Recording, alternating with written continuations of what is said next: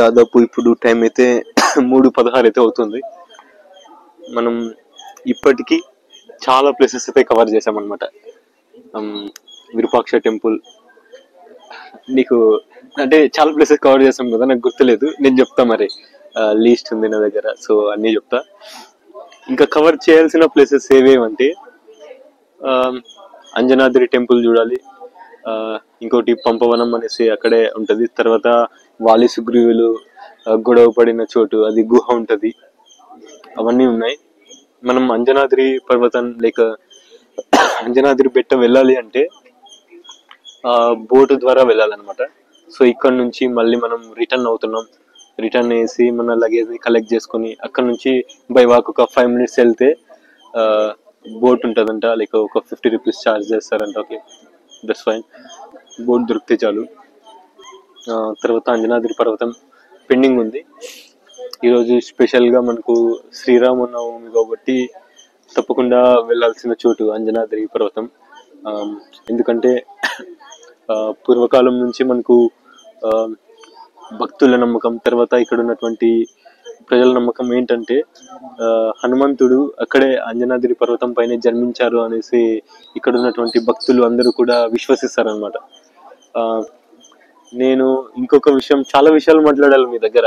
అసలు ఈ బడ్జెట్ ఎంత అయింది, తర్వాత నేను ట్రైన్, అది మీకు తెలిసిందే, నేను SMVT కాకుండా దొడ్బల్లపూర్లో ఎందుకు స్టార్ట్ అయ్యా అనేసి, తర్వాత ఈ 1 day ట్రిప్ ని నేను ఎలా ప్లాన్ చేసుకున్నా, లైక్ నా ఫుడ్ ఎవరితో షేర్ చేసుకున్నా, ఆఫ్టర్నూన్ స్పెషల్ థింగ్ అది, దానికోసం అయితే వెయిట్ చేయండి. నేను మధ్యాహ్నం ఫుడ్ ఎవరితో కలిసి చేశా అనేది తప్పకుండా మీరు తెలుసుకోవాలి. తెలుసుకున్నట్లయితేనే మీరు లైఫ్ లో కొంచెం అది కూడా ఇన్స్పైరింగ్ గా ఉంటుంది అనమాట. అలానే ఇక్కడ ఇప్పుడు ప్రస్తుతానికి విఠల టెంపుల్లో కూర్చున్న ప్రశాంతంగా, ఎందుకంటే చాలా ఉంది. అసలు బ్యాటరీ లైక్ ఫోన్ చూపించేస్తుంది అనమాట, your phone is getting too much temperature, we are unable to make videos and photos అనేసి చూపిస్తుంది. అయినా కూడా కొద్దిసేపు అలానే పక్కకు పెట్టేసి ఇప్పుడు వీడియో అయితే చేయడం జరుగుతుంది అనమాట. ప్రస్తుతం విఠల టెంపుల్లో అక్కడ జస్ట్ నా ఎదురుగా అక్కడ సింగిల్ స్టోన్ చారియట్ ఉంది. అక్కడ కూలిపోయినటువంటి లైక్ ధ్వంసమైనటువంటి గోపురం, విఠల టెంపుల్లో ఉన్నాం. యాక్చువల్ గా దేవుడి కోసం అంతా సెర్చ్ చేశా అనమాట. ఇది హిస్టారికల్ టెంపుల్ కాబట్టి ప్రతి పిల్లర్ లోను, ప్రతి ధ్వంసమైన శిల్పంలోను దేవుడు ఉంటాడు. అయినా దేవుడు ఉండాల్సింది రాతి రూపంలో కాదు, మనిషి రూపంలో, లైక్ హ్యూమానిటీ ఉండాలి. అప్పుడే అక్కడే లైక్ నేను నా like this one WhatsApp description కూడా అదే పెడతా అనమాట, పెట్టిన ఇప్పుడు ఆల్రెడీ చాలా సంవత్సరాలు అయింది. Humanity includes divinity. డివినిటీ అంటే ప్రత్యేకంగా మనం ఎక్కడికో వెళ్ళి పూజలు చేయక్కర్లేదు, తర్వాత దాన్ని షో ఆఫ్ చేయక్కర్లేదు అనమాట. అరే నేను ఇంతగా స్పిరిచువల్ గా ఉన్నాను అని అలా అనేసి, జస్ట్ నువ్వు ఇతరులకు హెల్ప్ చేయడం, తర్వాత ఒకరికి లైక్ నీడ్ఫుల్ గా ఉండాలి అంతే, జస్ట్ సింపుల్ గా ఉండాలి. అరే మనం వీళ్ళకు హెల్ప్ చేస్తున్నామా, లేదా మనం వీళ్ళతో కలిసి తిరుగుతున్నామా, అలాంటి భావనలు ఉండకుండా అరే నువ్వు ఒక మనిషివే, నువ్వు అందరిలాగానే కామన్ గా పుట్టావు, అందరిలాగానే ఏదో ఒక రోజు కామన్ గా వెళ్తావు అనే విషయాన్ని నువ్వు ఎప్పుడు తెలుసుకుంటే అప్పుడే నీ లైఫ్ ట్రూత్ఫుల్ గా, రియల్ గా స్టార్ట్ అవుతుంది. నేను ఈ విషయాన్ని ఎప్పుడు తెలుసుకున్నా అంటే వారణాసి మణికర్ణిక ఘాట్ లో దాదాపు నేను 2 గంటల సేపు సమయం అయితే లైక్ స్పెండ్ చేశా అక్కడ ఎలా అంటే చనిపోయిన వాళ్ళని ఎక్కడి నుంచో తీసుకొచ్చి అక్కడే కాల్చడాన్ని అదృష్టంగా భావించి అక్కడ తీసుకొస్తారనమాట. ఆ 2 గంటల సమయంలో దాదాపు నేను ఒక 25కు పైగా శవాల్ని కాల్చడం అవన్నీ చూసా ఆ ప్లేస్ లో. వాళ్ళల్లో ఎంతో మంది కోటీశ్వరులు ఉండొచ్చు, లేదా వాళ్ళు రిచ్ లైఫ్ బతుకుండొచ్చు, కానీ అక్కడికి చివరిగా చూసుకున్నట్లయితే అందరూ కూడా మంటల్లో కాలిపోతున్నారు అనమాట. అది లైఫ్ అంటే మనం అర్థం చేసుకోవాలి. అది నువ్వు ఎంత కోటీశ్వరుడైనా చెప్తున్నా, ఒకవేళ నీకు ఆ ఈగోయిస్టిక్ ఫీలింగ్ ఉంటే, నువ్వెంత కోటీశ్వరుడైనా, నీకు ఎంత బలముందని నువ్వు ఫీల్ అయినా, నాకు ఎంతమంది బలగముందని నువ్వు ఫీల్ అయినా, అరే నేను తోపి వాళ్ళు అని నువ్వు ఫీల్ అయినా, నీకంటే ఒక రోజు ఎండ్ ఉంటుంది. ఆ రోజు నువ్వు ఎంత బలవంతుడైనా, ఎంత కోటీశ్వరుడైనా, లేదా నీకెంత బలగం ఉన్నా కూడా చెయ్యి కాదు కదా, చిటికినేలు కూడా కదల్చలేమన్నమాట. ఈ సత్యాన్ని నువ్వు తెలుసుకోవాలి. ఊరికనే ప్రతిదీ విరవీగడం కాదు. అంటే ఇది ప్రతి ఒక్కరు అలా ఉంటారని కాదు, అలా ఉన్న వాళ్ళు చేంజ్ అవుతే బెటర్ అనేసి, సొసైటీకి కొంచెం యూస్ఫుల్ గా ఉంటారు, వాళ్ళకు కూడా హ్యూమనిటిక్ నేచర్ అనేది డెవలప్ అవుతుంది. సి, నువ్వు హ్యూమన్ గా ఉండడం వేరు, హ్యూమనిటిక్ నేచర్ తో ఉండడం వేరు. హ్యూమన్ గా ఉండడం అంటే నీకు చేతులు కాళ్ళు, తర్వాత ఒక భాషని నువ్వు మాట్లాడగలగడం, లేదా ఒక విషయాన్ని నువ్వు వ్యక్తీకరించడం, అలాంటిది ఏదైతే చేస్తావో అది నువ్వు హ్యూమన్. నువ్వు హ్యూమనిటిక్ నేచర్ ఎప్పుడు కలుగుతుంది అంటే నీలో సెల్ఫ్ రియలైజేషన్, తర్వాత సింప్లిసిటీ, ఇవన్నీ ఈ లక్షణాలు, క్యారెక్టరిస్టిక్స్ అన్ని నీలో కలిగినప్పుడు, ఉన్నప్పుడు హ్యూమనిటిక్ నేచర్, హ్యూమన్ నుంచి హ్యూమనిటిక్ నేచర్ అండ్ రియల్ హ్యూమన్ గా చేంజ్ అవుతావు.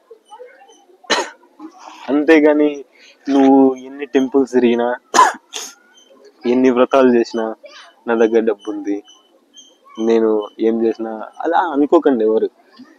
కొన్నిసార్లు డబ్బు ఇవ్వని ప్రశాంతత కొన్ని ఇస్తాయి.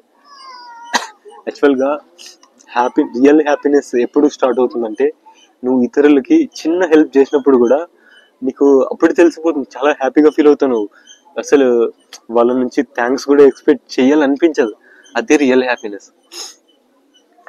ఎగ్జాంపుల్, దారిలో వెళ్తున్నావు, ఎవరో బండి పైన నుంచి కిందకి పడిపోయారు. జస్ట్ నీ ధర్మం ఏంటి అక్కడ? జస్ట్ ఆ బండిని లేపాలి, వాళ్ళు బాగున్నారో లేదో కనుక్కోవాలి, వెళ్ళిపోవాలి అంతే. వాళ్ళు థ్యాంక్స్ చెప్పేదాకా నువ్వు వెయిట్ చేయడం, దాన్ని ఎక్స్పెక్ట్ చేయడం కూడా నువ్వు చేసిన సహాయానికి లైక్ అంత వాల్యూ ఇచ్చినట్టు కాదనమాట. మరి ఎక్కువ మోటివేషన్ ఇస్తున్నట్టు అనిపిస్తుందేమో. ఇవన్నీ కూడా నేను రియలైజ్ అయ్యాయి కాబట్టి మీతో ఇంతసేపు మాట్లాడగలుగుతున్నా. వారణాసి మణికర్ణిక ఘాట్ లో నేను ఆ 2 గంటల సమయాన్ని గడిపిన తర్వాత లిటరల్లీ నేను ఏడ్చేసాను అనమాట. ఎందుకంటే నేను అంతకుముందు సేమ్ మీలాగనే ఈగోయిస్టిక్ గా, ఒకరికి హెల్ప్ చేయకుండా, అరే లైక్ ఎలా అంటే నా గురించి మాత్రమే ఆలోచించుకునేవాడిని, ఒకరి గురించి ఎలా ఏమైపోని, లేక ఒకరికి సహాయం చేసేవాడిని కాదు. అంటే మరీ అంత క్రూయల్ గా కాదు, కానీ అలా ఉండేవాడిని అనమాట. వన్స్ మణికర్ణిక ఘాట్ లో లైక్ ఆ దృశ్యాలన్నీ చూసిన తర్వాత ఆ వారణాసికి వెళ్ళొచ్చిన తర్వాత ఈ హర్షనే డిఫరెంట్. అసలు నేనే చెప్తున్నా, నేనే డిఫరెంట్ మారిపోయి అసలు ఆ వారణాసి వెళ్ళొచ్చిన తర్వాత. మీకు కూడా సజెస్ట్ చేసేది అదే, ఒకసారి వారణాసి వెళ్ళేసి రండి. మణికర్ణిక ఘాట్ లో ఒక 30 నిమిషాలు స్పెండ్ చేయండి. లైఫ్ అంటే ఏంటి అన్ని తెలుస్తాయి. నేను ఎందుకు ఇక్కడికి విఠల టెంపుల్ వచ్చి వారణాసి గురించే మాట్లాడుతున్నా అంటే, విఠల టెంపుల్లో నాకు ప్రశాంతంగా ఉంది, వారణాసి టెంపుల్లో నేను కొన్ని నేర్చుకున్నా. ప్రశాంతత ఉన్న చోట కొన్ని నేర్చుకున్నాం, మీతో షేర్ చేసుకుంటే మీరు అవి నేర్చుకుంటారనే ఉద్దేశం అంతే. రైమింగ్ బాగుంది, మీరు లైఫ్ లో యూటిలైజ్ చేసుకుంటే లైఫ్ కూడా బాగుంటుంది. వెనక్కి చూసారా? స్క్వేరల్ ఏ స్క్వేరల్ చూసారా?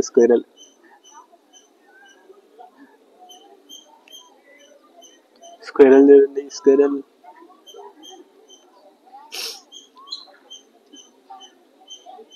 హ్యాపీ శ్రీరామనవమి ఉడతా.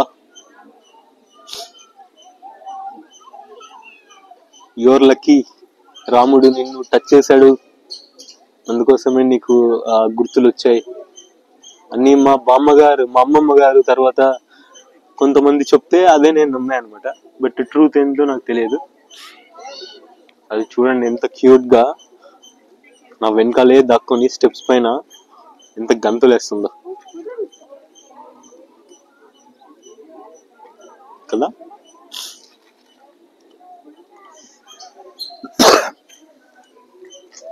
ఏందో సిక్ లీవ్ పెట్టేలా ఉంది సిచ్యువేషన్. ఏందో అసలు నేను నా జర్నీ ఎలా స్టార్ట్ చేస్తే అది కూడా చెప్పేస్తాను ఇంకా ఇప్పుడు, ఎందుకంటే ఇప్పుడే కొంచెం ప్రశాంతంగా ఉంది.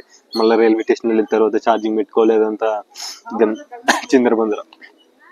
ఇక్కడే ప్రశాంతంగా ఉంది, చెప్పేస్తా. నిన్న శనివారం 9 గంటల నుంచి 4 గంటల వరకు ఆఫీస్ ఉండే. 4:20 కల్లా లాగౌట్ చేసా. తర్వాత రూమ్కి వచ్చేపాటికి 6 గంటలైంది. దాదాపు 1:40 పాటు లైక్ కోరమంగళ ఏరియా నుంచి నేనున్న పీజీకి చేరుకోవడానికి అంత సమయం పట్టింది అనమాట. మరి నేను వచ్చి రాగానే లైక్ మార్నింగ్ వేసినటువంటి లైక్ క్లోత్స్ అన్ని కూడా లైక్ అన్ని ఫోల్డ్ చేసేసి, తర్వాత నాకు ఈ హంపి ట్రిప్ కి కావాల్సినటువంటి ఏదైతే థింగ్స్ ఉన్నాయో అరేంజ్ చేసుకొని ఆలోచించా, ఎస్ఎంబిటిలో ట్రైన్ ఎక్కాలా లేదంటే కృష్ణరాజపురంలో ట్రైన్ ఎక్కాలా అనేసి.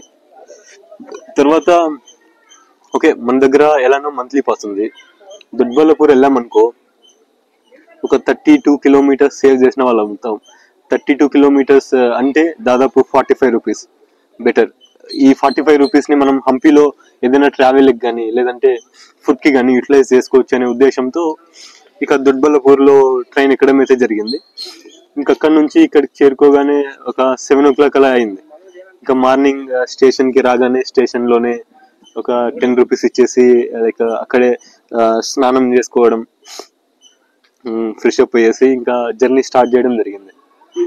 ఇప్పటి వరకు మీరు చెప్తే నమ్మరు, లేదంటే నేను ఏదో పిసినారాడు అనుకుంటారు. నేను బయట భోజనం చేయలేదన్నమాట.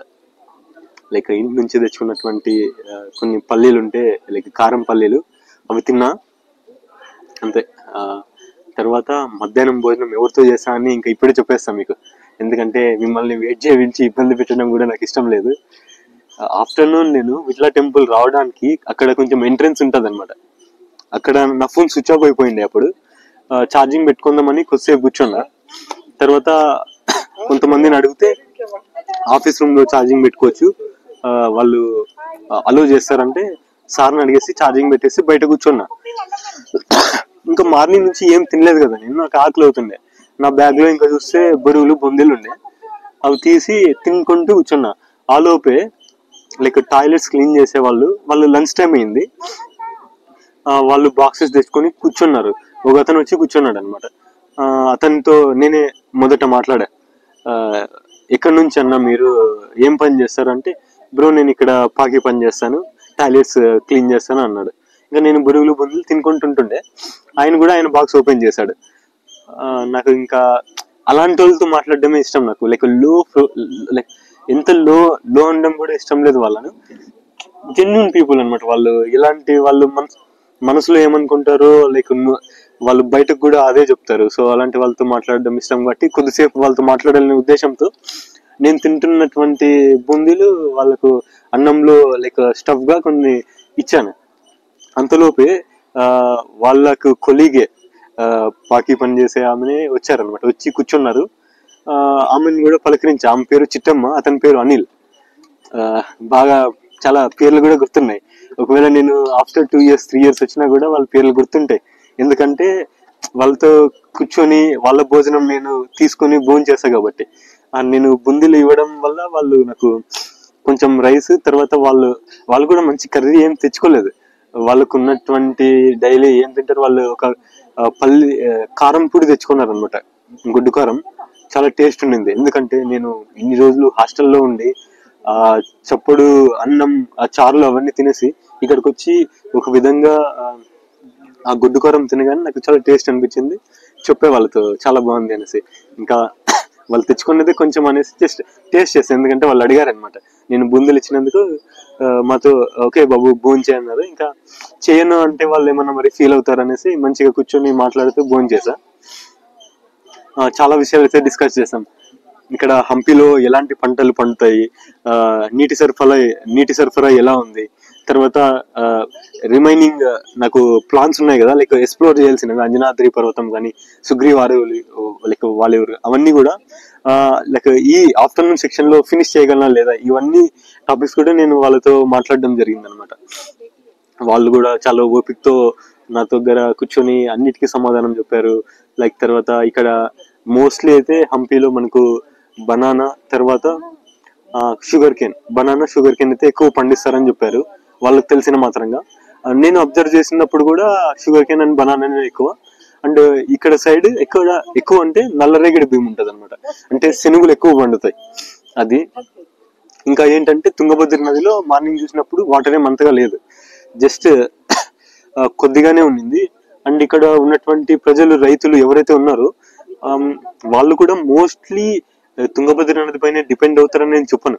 వాళ్ళు లైక్ బోర్వెల్స్ పైన డిపెండ్ అవుతారు అనేసి నేను మాట్లాడి తెలుసుకోవడం అయితే జరిగింది.